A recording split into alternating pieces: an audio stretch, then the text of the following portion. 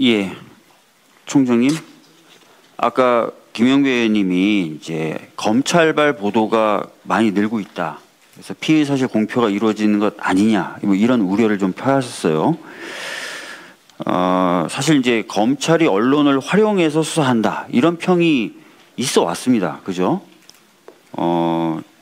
그래서 그런 예 중에 하나를 좀 저도 좀 제시하면서 좀 그런 관행이 좀 없어졌으면 좋겠다는 취지의 질의를 좀 한번 해보도록 하겠습니다. 총장님, 이명박 전 대통령 관련돼서 수사가 본격적으로 진행될 때 큰 역할을 했던 김종백 씨라고 혹시 기억나십니까? 네, 알고 있습니다. 다스에서 18년간 일했던 사람이죠. 알고 있습니다. 그 사람이 많은 진술을 해줬을 뿐만 아니라 그 사람이 확보했던 여러 자료들이 수사에 큰 힘이 됐다고 저도 알고 있습니다. 근데 이분이 이제 본인이 했던 그 수사에 관련된 기여를 좀 보상받고 싶다는 의미에서 범죄수익 환수 포상금 신청을 했나 봐요. 올해 초에 했기 때문에 규정대로라면 8월에 결정이 좀 나야 되는데 아직 나지 않고 있다라는 얘기도 하니까 그 부분도 좀 살펴봐 주시고요. 네, 좀 살펴보겠습니다. 예, 관련된 자료를 제가 좀 받아보다가 좀 깜짝 놀란 대목이 있어서 아까 말씀드렸던 취지에 비춰서 깜짝 놀랄 만한 대목이 있어서 좀 한번 말씀을 드려보려고 합니다. 이분이 이제 이런 포상 신청을 하면서 같이 첨부해서 냈던 사실 확인서가 있어요. 이 확인서를 보면 어떻게 돼 있냐면 김종백 씨가 이제 신변이 좀 걱정된 거예요. 그래서 이걸 어떻게 하면 될까 주변 사람들한테 막 상의를 했는데, 상의를 하다가 본인이 알고 있었던 양승규라는 서울대학교 법대 교수이자 이셨고 또 세종대학교 총장을 지내셨었고 대통령 소속 의문사 진상규명위원회 위원장도 역임하셨을 뿐만 아니라 윤석열 당시 검사장이죠. 검사장과는 사제지간으로 굉장히 친했던 사이였던 양승규 교수를 찾아갑니다.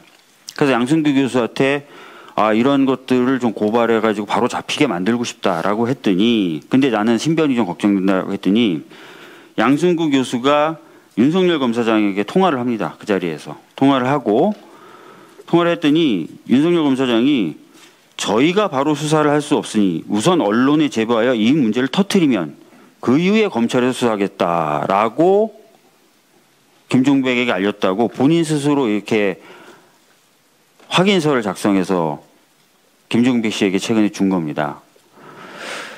총장님, 네.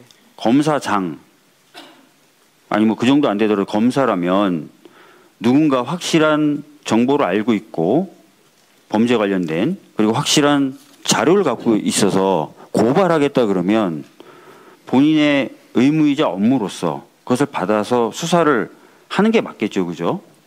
근데 그렇지 않고 일단 언론으로 가져가서 터뜨려라. 그 다음에 우리가 수사를 하든지 말든지 하겠다.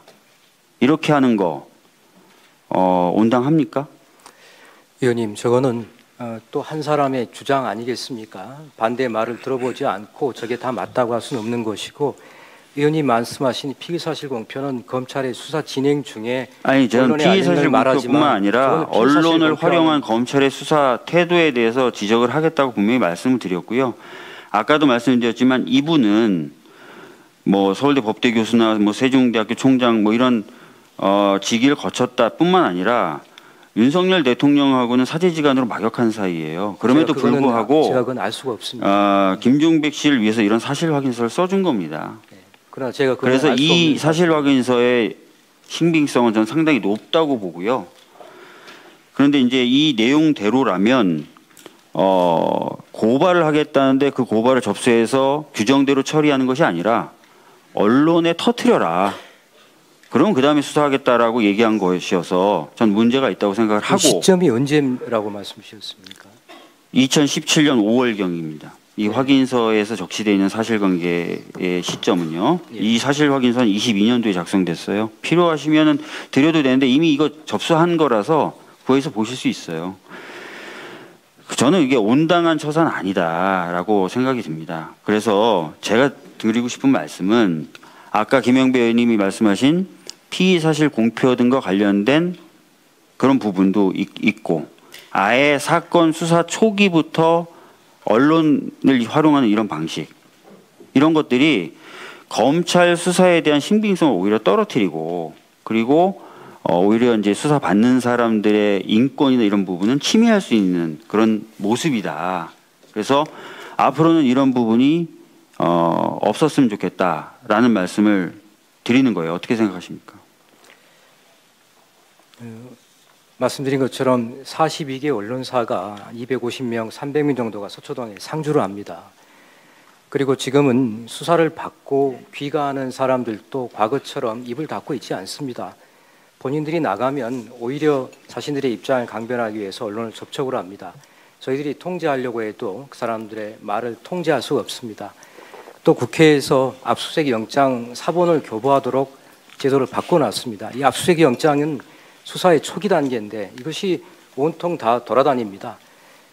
지금 언론에 보도되는 것들이 검찰이 언론을 활용해서 하신다고 하지만은 저는 우리 대한민국의 언론사와 언론 수준이 검찰에서 언론을 움직여 갖고 수사할 수 있는 그런 상황이라고 보지 않습니다. 그거는 우리 언론 수준을 제가 볼 때는 총장님 말씀 들으면 하시는 겁니다. 이런 상황에 대해서 개선하지 않으시겠다는 것처럼 들려요. 저는 검사로 일하면서 언론을 활용해 갖고 수사해 본 적이 한 번도 그러니까 없습니다. 총장님을 지적하는 게 아니라 그런 행태가 반복되거나 지속되는 것에 대해서 개선의 의지가 있냐고 여쭤본 거예요. 저희가 언론과의 관계에 대해서 늘 검사들한테 가르치고 또 지시하고 교육하고 감독을 합니다.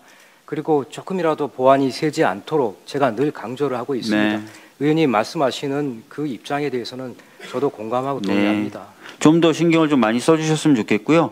그런 것이 있지 않고서는 검찰 신뢰도 개선 어려울 거라고 생각합니다. 나중에 제가 최근에 조사된 검찰 신뢰도에 관련된 질의도 좀 드릴 텐데요.